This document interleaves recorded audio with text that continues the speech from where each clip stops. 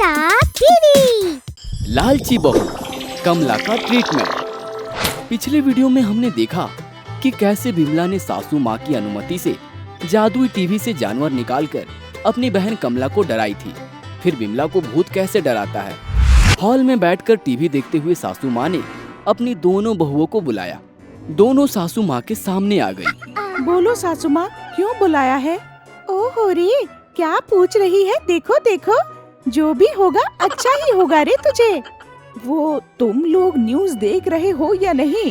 Katrina virus ने पूरी दुनिया को परेशान कर रखा है। हाँ सासू माँ, मैंने सुना। ये वायरस जो भी है, इसको उठाकर ले जाए तो मैं अकेले घर में रानी की तरह रहूंगी।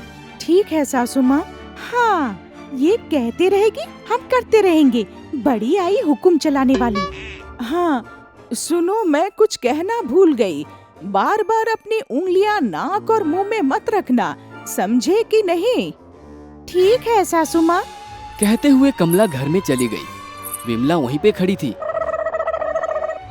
क्या है, कुछ बात रह गई है क्या? क्या है कहने को? कुछ नहीं।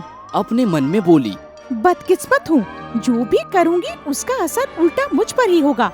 इस बार अच्छी सी प्लान बनाकर उस कमला से भी ज्यादा बड़ा जैकपॉट मारना पड़ेगा। क्या बात है, पिल्लर पे क्यों टिकी हो? कुछ नहीं। आपको कॉफी चाहिए क्या? कुछ नहीं चाहिए। ठीक है, शाम को फंक्शन है, मैं जा रही हूँ। मैंने जो कहा वो सुनी कि नहीं? कुछ नहीं होगा, मैं बिल्कुल स्वस्थ हूँ। मुझे वो कटरीना वायरस क्या करेगा? मैं जा रही हूँ। ठीक है, तुम जो चाहे वो करो, लेकिन वहाँ जाकर किसी से भी हाथ ना मिलाना और अपने चेहरे पे मास्क लगाना। किसी और से बात करते समय दूर रहना। हाँ ठीक है, ठीक है। कहते हुए अपने कमरे में जाने लगी। आपने जो कहा वो सब करना है तो फंक्शन में क्यों न जाऊं? घर पर रहूंगी तो ही ठीक रहेगा। सोचते हुए अंदर चली गई। अगले दिन सुबह अपने कमरे से बाहर आते हुए, सासू माँ, मुझे बहुत खांसी बुखार हो रही है। कल आपने फंक्शन में न जाने को कहा, लेकिन मैंने आपकी एक नहीं सुनी। अब मुझे कटरीना वायरस लग गया शायद। सासू माँ से रोते हुए कहा, डरो मत, हम ये नहीं कह सकते हैं कि बुखार और खांसी का मतलब कटरीना वायरस ही हो सकता है। नॉर्मल बुखार भी 3 या 4 दिन तक रहता है। हम डर के मारे सब टेस्ट के लिए जाएंगे तो मुश्किल होगी।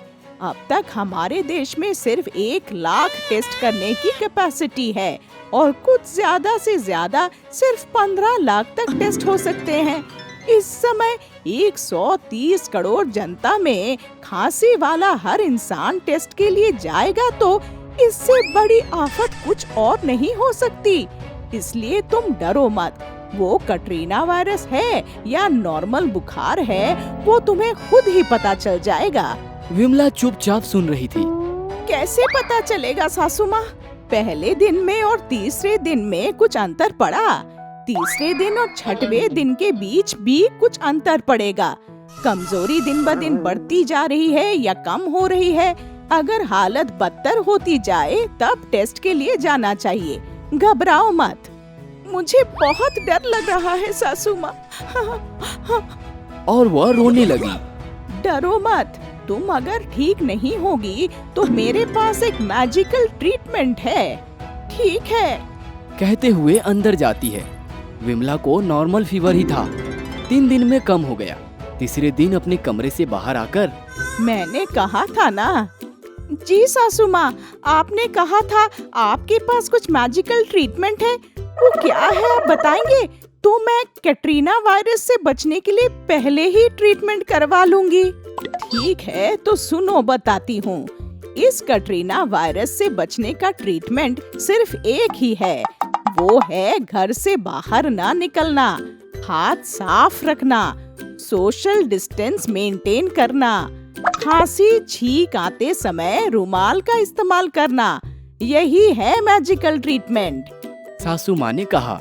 विमला सब सुनकर बोली, ठीक है सासू माँ, आज से जैसा कहेंगी मैं वैसा ही करूँगी। उस दिन से सासू माँ के कहे अनुसार कटरीना वायरस से बचने के लिए सभी हिफाजत से रहने लगे। एक शहर में मंगल नाम का एक दूध वाला था। वो बड़ा लालची था। दूध में वो आधे से ज्यादा पानी मिलाकर बेचता था। कुछ दिन बाद गोपी नाम का एक और दूध वाला उस गांव में रहने आया। वो बिना मिलावट का शुद्ध दूध बेचता था। धीरे धीरे मंगल के ग्राहक कम होते गए और सभी गोपी से दूध लेने लगे। मंगल को गोपी से बड़ा ईर्ष्या हुआ। उसने सोचा, इस गोपी के बच्चे के बारे में मुझे कुछ सोचना पड़ेगा। मेरा बसा बसाया धंधा इसने पूरी चौपट कर दी। पानी में रहकर मगरमच्छ से बैर करना भारी पड़ेगा इसके लिए। उस रात मंगल ने गोपी के घर के रास्ते में एक गड्ढा खोदा और फिर उसे ढक दिया। बेटा, सुबह सुबह घर से निकलकर तू जब गड्ढे में गिरेगा ना बड़ा मजा आएगा। शाम को जब मंगल जंगल से गुजर रहा था, उसने एक आवाज सुनी। वहां एक डायन थी। ए चिकने, रुक जा, तू तो मेरा खाना है, मैं तुझे खा जाऊंगी। मंगल ने पलटकर देखा तो सफेद दांत चमक रहे थे। उसकी चीख निकलने से पहले ही मुंह में ही दबकर रह गई। तब उसे महसूस हुआ कि आज उसका पाला डायन से पड़ा है। तू मुझे खाना चाहती है? हाँ रे, तेरा टेस्टी टेस्टी खून पीने में बड़ा मजा आएगा। अरे पगली, इतना मीठा मीठा दूध छोड़ के मेरा खारा खून तो पीना चाहती है? क्या दूध इतना स्वादिष्ट होता है? तेरा दूध का डब्बा देना जरा, चख के देखती हूँ। चखने के बहाने से डायन ने सारा दूध पी लिया। ये तो अमृत है, अमृत। मैं तुझे छोड़ देती हूँ, पर मुझे रोज एक बड़ा डब्बा भर के दूध चाहिए। अरे, ये कहाँ फंस गया मैं? क्या करूं?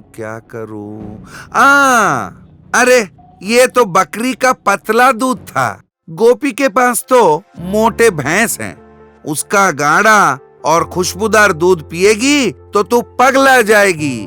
अच्छा, ऐसी बात है। मैं तो चली भैंस का दूध पीने। एक तीर से दो निशाने। जान भी बच गई और गोपी का बिजनेस गया गोबर में।